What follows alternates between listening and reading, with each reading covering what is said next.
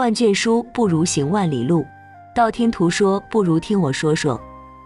大家好，这里是道听途说，分享不同的故事，希望能给您带来收获。唐朝开元年间，越州境内，细雨蒙蒙，一条羊肠小路上走来一个商队，每匹马的背上都驮着2个大筐，一看就是贩茶的商队。现在正是越州产春茶的季节，这样的商队并不少见。为首的男人约莫30岁左右的年纪，头戴斗笠，身披蓑衣，一边走一边不住地朝四周打量。正在这时，一声狼吼传遍整个山谷，男人瞳孔骤然紧缩，他暗道不好，随即唰地从腰间抽出一柄钢刀，然后朝后面喊道：大家小心！话音刚落，一道身影倏地出现在路中央，男人定睛一看，愣在当场。他本以为会是一匹狼，却没想到眼前竟是一个5、6岁的小男孩。只见小男孩蓬头垢面，目露凶光，死死地盯着这一行人。男人向前迈一步，小男孩就向后退一步，嘴里还不断地低吼。男人沉吟片刻，说道：小孩，你想干什么？小男孩似乎听不懂他的话，只是蹲在地上，双眼注视着他们。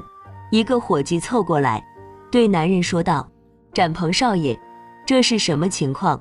男人低声说：这可能是个狼孩，从小就和狼生活在一起，有了狼的习性。原来男人名叫李展鹏，是一名茶商，这次是他第一次单独带队运送茶叶。那咱们怎么办？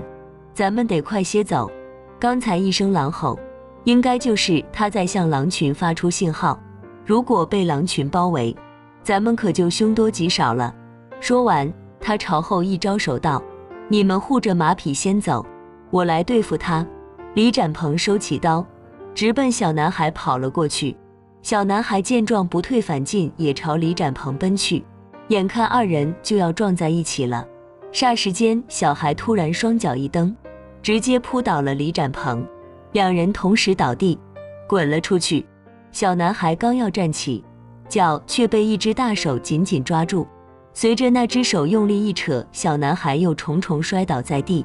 就在2人打斗的时候，商队加快脚步继续向前行进。过了大约1炷香的时间，只见李展鹏扛着小男孩赶上了商队。伙计一见问道：少爷，你怎么把他抓来了？李展鹏道：这孩子总和狼生活在一起，也不是长久之计，既然让咱们遇到了，那就好人做到底，把他救出来。伙计伸出大拇指道：少爷，你真是心善啊，别说了，快赶路，万一被狼群追上可就糟了。7天后，商队安全回到了玉石县的李家茶庄。李展鹏安排伙计卸货，自己进入后堂给父母请安。见到儿子平安回来了，李父李母终于放下心来。李父询问儿子运茶的经过，李展鹏就将遇到狼孩的事情说了一遍。李父皱着眉说：你打算怎么办？父亲，我想收留这个孩子，行吗？李父想了想，然后点头道：你这么做极是善行，我当然同意。就这样，小男孩被李展鹏收为徒弟。在此之前，李展鹏已经收过一个大徒弟，名叫刘锦堂。李展鹏给男孩起名李云峰，不但教他学说话，还让他读书写字，学习经商之道。李展鹏有个女儿，名叫李莲儿，今年5岁，和李云峰一般大。要说莲儿也是个苦命的孩子，出生后不久，母亲就因病去世了。李展鹏和妻子感情很好，所以一直没有再娶。虽然一家人都很疼爱莲儿，但莲儿自小就缺少了母爱。说来也怪，起初李云峰对所有人都充满敌意，可从他见到莲儿的第一眼，就不自觉地和莲儿亲近。或许是因为都缺少母爱的缘故，2人十分聊得来。虽然开始李云峰不会说话，他却好像能听懂莲儿的意思。慢慢的，2人就成了无话不谈的好朋友，这让李家人都大为惊奇。一眨眼，15年过去了，李云峰长到20岁，他逐渐摆脱了狼的习性，成了一个英俊的小伙子。他不但长得帅气，同时也十分聪明，尤其是在做生意方面，他有着异于常人的嗅觉。一次，李云峰和师兄刘锦堂在饭馆吃饭，他听到邻桌的食客闲谈说，越州从开春到现在，几乎一直在下雨。很多人听完后都是一笑置之，可李云峰却陷入了沉思。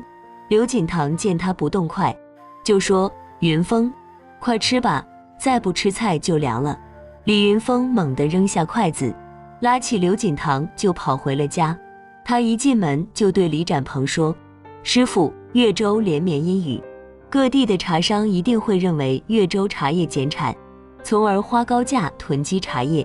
我们完全可以从其他地方将茶叶运回来卖，这样肯定能狠狠赚一笔。”李展鹏捋着胡须想了很久，有些怀疑道：“云峰外地的货源可不好找，你有把握？”师傅，从前年开始，我就在尝试着找越州以外的货源。我认为我们不能只靠越州这一块地方，就像现在，如果越州的茶叶减产，我们的生意也会受影响。经过我的打听和考证，已经找好了一处货源。李展鹏赞许道：“好，既然你想好了，那就去做吧。锦堂，你给云峰当助手，也好多向他学习。”刘锦堂红着脸说：“知道了，师傅。”果不出李云峰所料，这次生意让他赚了1000两银子，相当于李家茶庄2年的收益。李展鹏每次看账本的时候都乐得合不拢嘴，对李云峰也愈发看重。不仅如此，他更是将李云峰作为自己女婿的不二人选。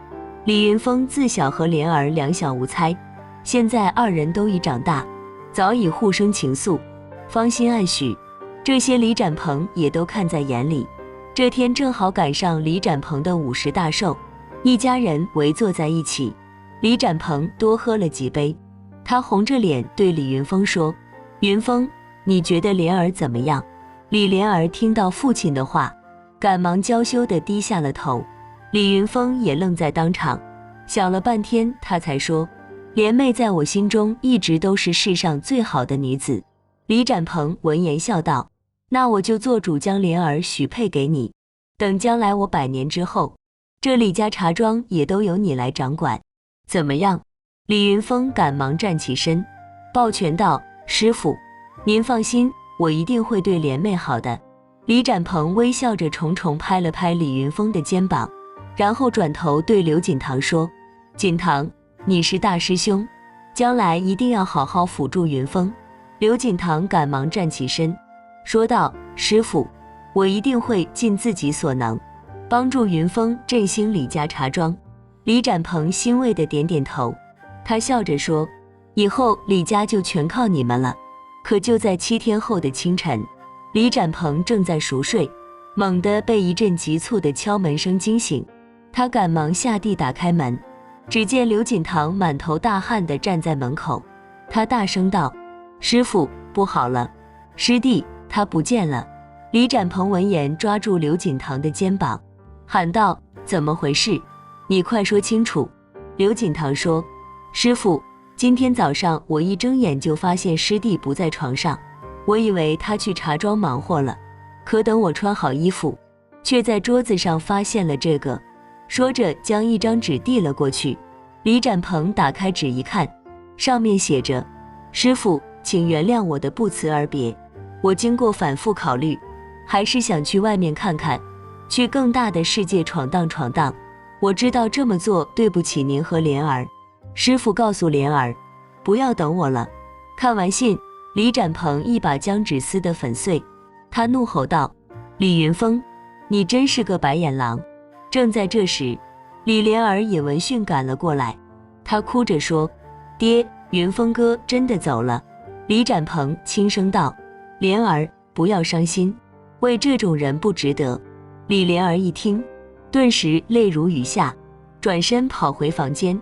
李展鹏转头对刘锦堂说：“锦堂，从今天起，你就是茶庄的掌柜，刘锦堂面露喜色，他抱拳道：“谢谢师傅的信任，我一定会让李家茶庄更上一层楼。”从这天起，李云峰就如同消失了一般，没有任何音信。李莲儿不明白，前一天他还信誓旦旦地说着爱我到永远，为何转身就选择不辞而别？这让他整日以泪洗面。李展鹏知道女儿伤心，不过他觉得过一段时间，女儿就会从失恋的阴霾中走出来。可他却把事情想简单了。1个月后，李莲儿怀孕了。这下李展鹏有些不知所措。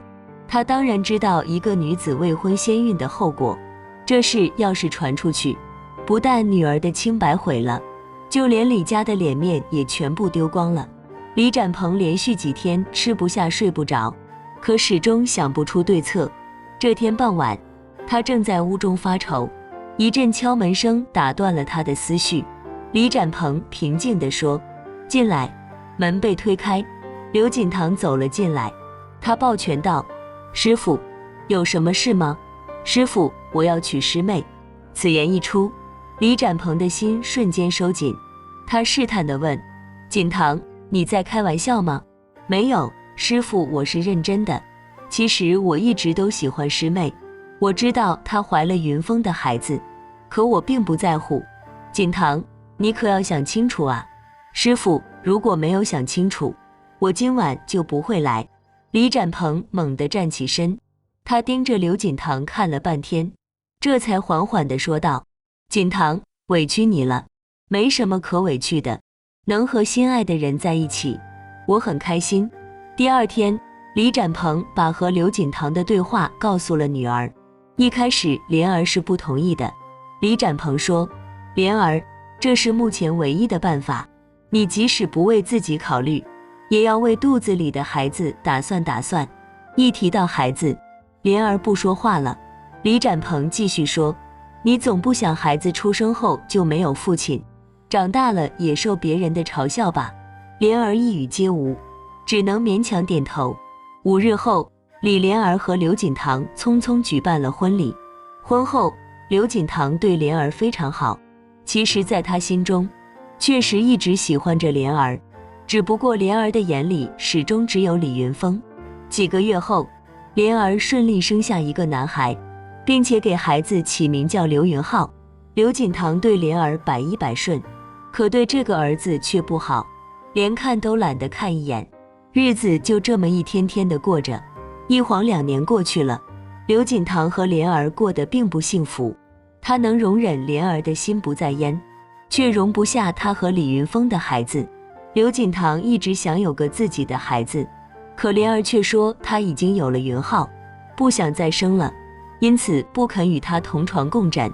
为此，他们夫妻经常吵架。李展鹏知道在这件事上，刘锦堂受了委屈，于是直接交出了李家茶庄的经营权，让刘锦堂全权做主。可这并没有解决问题。几个月后，李展鹏因病去世。自此之后，刘锦堂和李莲儿吵得更凶了。最后，刘锦堂为了避免和莲儿争吵，他甚至住到了茶庄里。分开后，架势不吵了，可两人的感情也变淡了。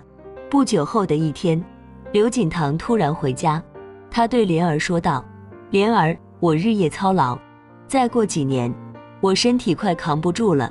我一直想有个自己的孩子，我不想刘家绝后。既然你不愿意再生小孩，那我只好纳妾。”莲儿并没有生气，而是冷着脸道：“既然你已经想好，何必再来问我？”刘锦堂道：“我不是在问你，而是在通知你。”说完拂袖而去。5日后，刘锦堂大排宴宴，正式娶了一房姨太太。这位姨太太姓陈，大家都叫她陈氏。陈氏过门后，平日里指手画脚，什么事都要过问，俨然把自己当成了这个家的女主人，根本没把莲儿放在眼里。莲儿生性善良，不善钻营，再加上她根本对刘锦堂没有感情，因此也不愿与陈氏计较，任由她在这个家里作威作福。2个月后，陈氏怀孕了，这下可把刘锦堂高兴坏了。对陈氏更加听之任之。陈氏不但掌管家里生活琐事，就连茶庄生意上的事，他也要过问。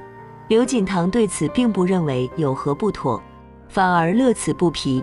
慢慢的，他怕老婆的名声就传了出去。几个月后，陈氏顺利生下一个男孩，刘锦堂乐得2只手都拍不到一块。他给儿子起名叫刘文礼，寓意儿子文采斐然，知书达理。自从有了儿子，陈氏的气焰更加嚣张。他不但处处和莲儿作对，更是经常在刘锦堂耳边说刘云浩的不是。刘锦堂本就不喜欢刘云浩，但以前碍于莲儿的面子，他也不好说什么。可现在自己有了亲儿子，他当然不想让刘云浩在家中白吃饭。于是他听从陈氏的建议，在外面买了处破房子，将莲儿和刘云浩赶到那里居住，让他们娘俩自生自灭。不过自始至终，刘锦堂从未对别人说过刘云浩的身世，所以大家一直认为刘锦堂就是刘云浩的亲爹。没有了莲儿在家里碍眼，陈氏更加如鱼得水。他背着刘锦堂不知道，拿了不少钱去外面投资做生意，可他根本就没有经商的头脑和经验。不到3年，刘家的财产就让他亏了1多半。正所谓纸里包不住火，虽然陈氏极力掩饰，可还是被刘锦堂发现了。为此，刘锦堂破天荒地和他大吵了一架。陈氏自知理亏，也就没有还嘴。等刘锦堂骂够了，陈氏说道：“老爷，最近有个大生意，不知道您有没有兴趣？如果咱们抓住这次机会，不但能将以前赔的都赚回来，还能盈利不少。”刘锦堂嗤笑一声：“你还有脸跟我说做生意？”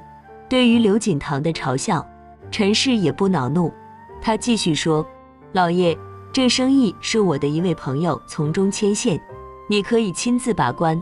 如果你觉得行，咱们就做；你觉得不行，咱们就不做。”刘锦堂心想，现在茶庄连流动资金都没有了，如果时间一长，生意肯定会受影响，到时候麻烦就大了，不如放手搏一下。于是他对陈氏说：“你把那位朋友叫来，我和他谈谈，到时候再定夺。”陈氏闻言，立刻起身向外走去。不一会儿，他就将那位朋友带进府中。进屋后，陈氏介绍说，他这位朋友姓孙，名叫孙成。刘锦堂开始和孙成攀谈起来，只见孙成口若悬河，说得头头是道。刘锦堂也问了一些生意上古怪刁钻的问题，孙成都对答如流。众人谈了一下午，刘锦堂决定大干一场，于是他将宅子、茶庄全部抵押出去，换成现银交给了孙成。就当刘锦堂和陈氏在家里做着发财梦的时候，却不知一场灾难正在临近。本来刘锦堂和孙成约定半个月后就有消息，可这都快20天了，别说消息，就连孙成的人影都没瞧见。刘锦堂不放心，逼着陈氏带他来到孙成的住处。敲开门后才发现宅子早已换了主人。细问之下，刘锦堂才得知，这房子本是孙成租下来的，孙成更是在半个月前就退房走了。这下刘锦堂和陈氏都傻了眼。刘锦堂大骂陈氏：“完了，全完了！你这个臭婆娘，都怨你！”陈氏也知道自己被骗了，只顾着在那里抹眼泪，一句话也说不出来。5日后，刘锦堂正在家中发愁，就听见门外乱哄哄的，他赶忙起身朝外面走去，不想与一人撞了个满怀。他刚要开口骂人，嘴巴张开却一个字也说不出来，而且还不断地向后退去，眼中透露出一丝恐惧。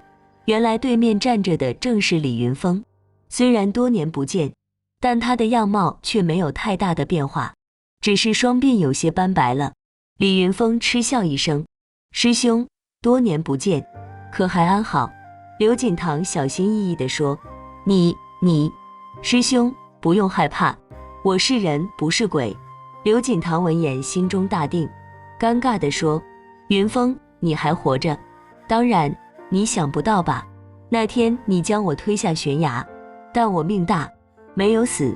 原来当初李锦峰不辞而别，并不是要外出闯荡，而是在头天夜里被刘锦堂骗到山上，然后推下了悬崖。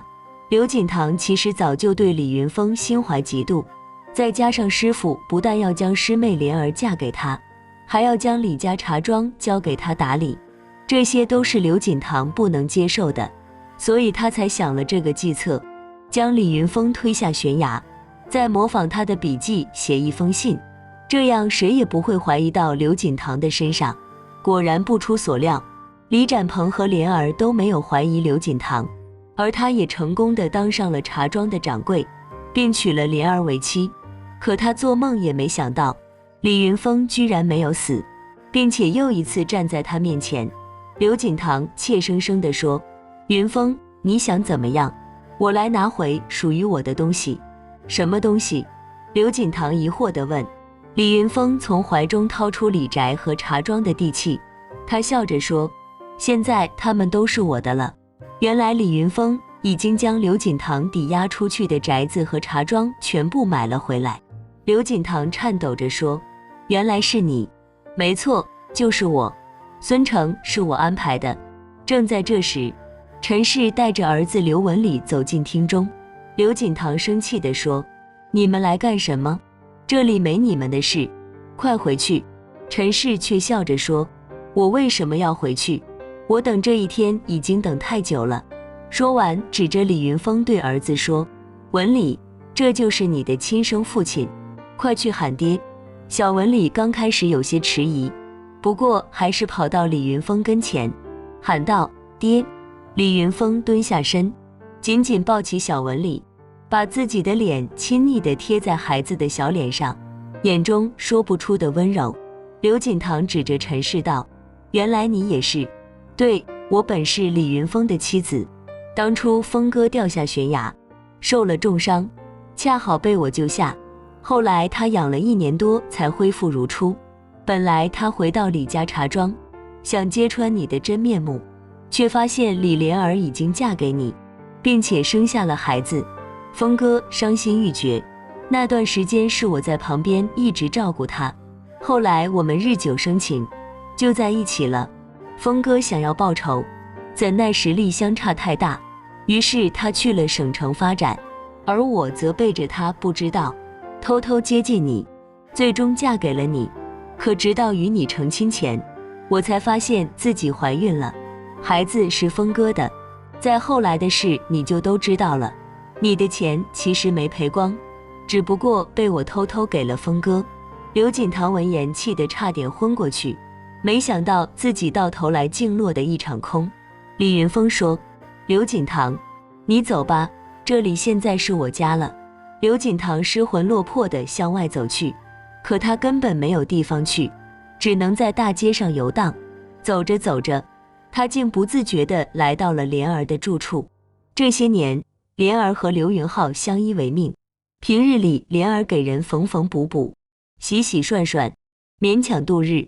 刘锦堂推开院门走了进来，莲儿一抬头，见是刘锦堂，扭头就进了屋。刘锦堂冰冷地说：李云峰回来了。只听里屋里咣当一声，有东西落在地上，紧接着刘锦堂将所有经过对莲儿说了一遍，直到他说完，莲儿始终一言不发。最后他哀叹一声道：这些是你和他之间的恩怨，和我们母子没有关系。刘锦堂还想说什么，却听莲儿道：没别的事，你就赶快走吧，我们母子只想过平静的生活。刘锦堂哀求道：莲儿，我现在已经无处容身了，求求你收留我吧。莲儿生气地说：早知现在，何必当初。刘锦堂无言以对，只好向门外走去。可就在一只脚已经迈过门槛的时候，莲儿的声音传来：没地儿去，就先住下来吧。自此之后，刘锦堂痛改前非，踏踏实实地和莲儿过起了日子。又过了几年，刘云浩已经长大成人。这天正是他成亲的日子，媳妇是普通农户的女儿，很多乡亲都来祝贺。正在这时，一个声音从院外传来：“莲儿，这么大的喜事怎么不通知我？”说着，李云峰走了进来。莲儿看着多年未见的李云峰，心中五味杂陈。可李云峰看着莲儿，眼中满是愤怒。他质问道：“莲儿，你当初为什么要嫁给刘锦堂？你的那些海誓山盟难道都是在骗我吗？”莲儿只是默默流泪，一句话也不说。忽然刘云浩挡在母亲身前，他指着李云峰说：“不许你欺负我娘，也不许你在我的婚礼上捣乱。”李云峰嗤笑一声：“对了，我差点忘了，我今天就是来捣乱的，我要你们一家不得安宁。”正在这时，刘锦堂哈哈大笑，笑声在屋里回荡。李云峰怒道：“你笑什么？”刘锦堂说：“李云峰，我在笑你，笑你居然大闹自己亲生儿子的婚礼。”李云峰愣在当场，他望向莲儿，莲儿却转过头去，看也不看他一眼。李云峰这才后知后觉，原来当年莲儿是为了自己的儿子才嫁给刘锦堂的，自己不但误会了他，而且还在亲生儿子大婚之日前来捣乱，这让他无地自容。他羞愧地走出了小院。没多久，李云峰就带着陈氏和儿子离开了玉石县，将李宅和李家茶庄还给了莲儿和刘云浩。莲儿让刘云浩搬到李宅，他对儿子说：“儿啊，这是你亲生父亲留给你的财产，即便你将来大富大贵，切记一定要本本分分做人，踏踏实实做事。”刘云浩郑重地点了点头。莲儿和刘锦堂继续在小院生活。莲儿说：“锦堂哥，以前的事都让它过去吧，今后我们一起相扶走完一生，好吗？”刘锦堂早已泪流满面，他紧紧拉着莲儿的手说：“好。”故事中，刘锦堂因为嫉妒做下错事，从而改变了很多人的命运，而李云峰本是受害者，却被仇恨蒙蔽了双眼，最终虽然报了仇，但却因此失去了与莲儿破镜重圆的机会，让人唏嘘不已。好了，今天的故事就到这里了。看完这个故事后，不知道您有什么感想？欢迎在下方留言，不要忘了点赞和订阅，希望能给您带来收获。感谢您的观看，我们下期节目再见。